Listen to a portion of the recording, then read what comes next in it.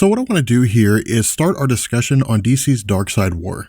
And the cool thing here is that Geoff Johns wraps everything we need to know regarding the New Gods and Darkseid into a small package within this comic. Now something I want to go over here first is a man named Metron. While the events that we'll see are told from his perspective, in truth, Metron is largely ambiguous at best. When Jack Kirby had left Marvel and DC in 1971, he launched something called the Fourth World, which saw the introduction of Darkseid and the New Gods, but also created Metron.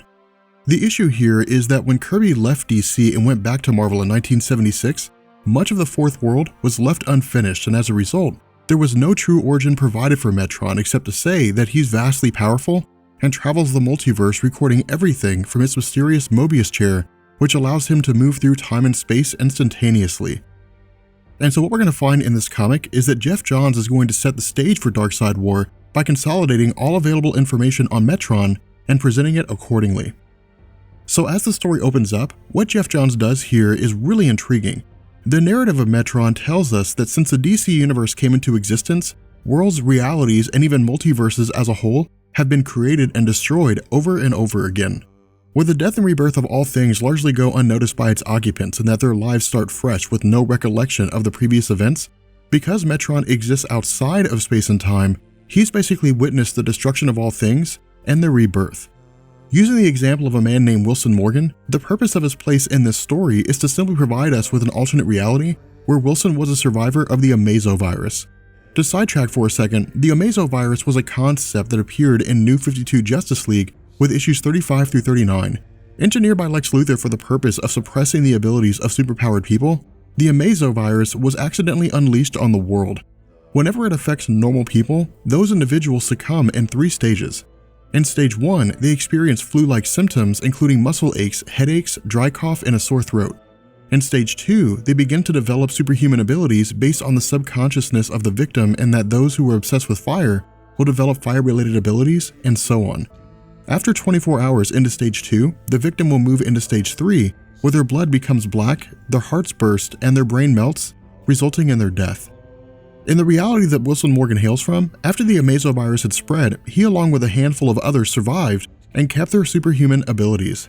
Now again, this portion of the story isn't really significant to the events that will unfold. Instead, it's simply designed to provide us with an example of the life that Metron leads. As he explains, because Wilson developed powers but had no real training on how to use them, he found himself acting as an unpolished hero and was ultimately killed while trying to solve a kidnapping. And during the final moments of his life, he was able to see Metron. Now this is particularly interesting in that what Geoff Johns is doing here is making the case that if Metron has been observing every major event that has ever transpired in the history of DC Comics, then he can only be viewed under 2 circumstances. The first is that he allows someone to see him, and the second is that a person is on the verge of death.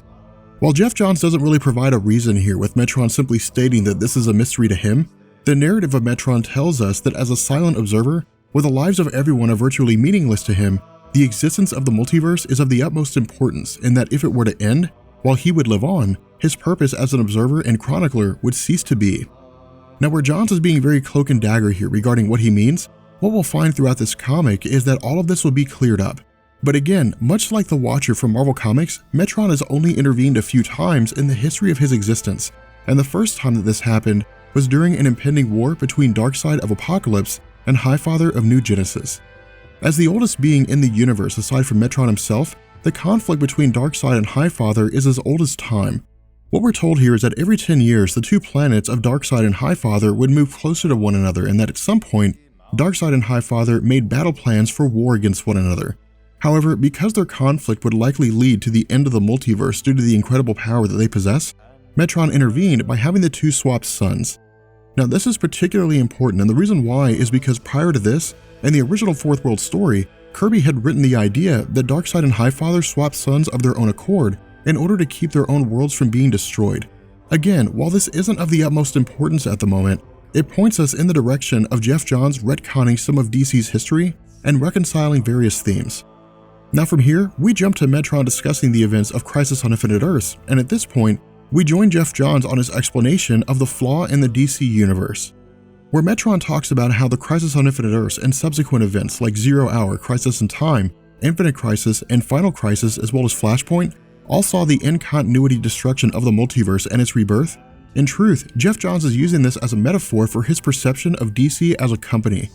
While this is largely hearsay and that I can't speak for Johns directly, I would argue that from his eyes, the reboots of DC's continuity have been a major source of contention from fans, and that they became attached to an aspect of a character that the continuity is rebooted and that all the connection is lost. As a result, within the context of the story, the constant rebooting of the multiverse has left all reality in a fragile state, and that it could all come to an end. Again, serving as a metaphor to the idea that reception of the New 52 was not well received, any future reboots of DC's continuity could very well destroy fans' trust in the company. Now at this point, the journey transitions to Metron on Earth as he tracks down Anti-Monitor. However, in this story, we're going to be delving into uncharted waters with virtually all new information coming out about his character. What I mean here is that historically, Anti-Monitor's name had never been revealed and he was simply used as a plot device for Crisis on Infinite Earths to allow DC to reboot his continuity. While he had subsequent appearances in stories like Green Lantern Blackest Night and Brightest Day, none of these appearances featured Anti-Monitor as a multiverse-ending entity. In this story, Jeff Johns is quite literally creating new information in this story, as he says the Anti-Monitor is actually a being named Mobius. Now the indication here is that there is some backstory between Metron and Anti-Monitor, but Jeff Johns doesn't delve into this during this part of the story. Instead, he establishes a couple of important elements between the two. The first is that while Metron sits on the Mobius chair, he's immune to the powers of Anti-Monitor. Now where Johns does not provide a reason for this is actually established information in that the Mobius chair has a force field that protects its user from all forms of energy attacks. Furthermore, the Mobius chair belonged to Anti-Monitor at some point in the past, and for reasons unknown, it was vacated and presumably handed over to Metron. In addition to this, Metron states that because the multiverse has been destroyed and recreated multiple times, it exists in an extremely fragile state and is on the verge of complete and total collapse. And so what Jeff Johns also does here is assuage fan belief that the Anti-Monitor's appearance means that DC is planning another reboot by having the Anti-Monitor state that he has no intention of destroying all of reality. And so offering a pact, Metron states that if Anti-Monitor is willing to put aside his actions, Metron will focus his efforts on restoring Anti-Monitor to the way that he used to be prior to his evolution into his current form. Now again, Jeff Johns does not provide any clarification here, and for myself, I don't really know what he's referencing here, and this indicates that Johns intends to create a backstory to the character of Anti-Monitor and the idea that he was likely a normal being and was somehow cursed to damnation as a consumer of realities to keep himself alive. And so as this prelude comes to a close, the basis behind the story comes into fruition when we learn that Anti-Monitor is in pursuit of this very goal, and while Metron does not possess the power to change him back to the way he used to be, Darkseid does. As a result, Anti-Monitor intends to launch a war against Darkseid in an effort to be restored to his former self. However, before any action can be taken by either Metron or Anti-Monitor, Metron is attacked from behind by Grail, the daughter of Darkseid.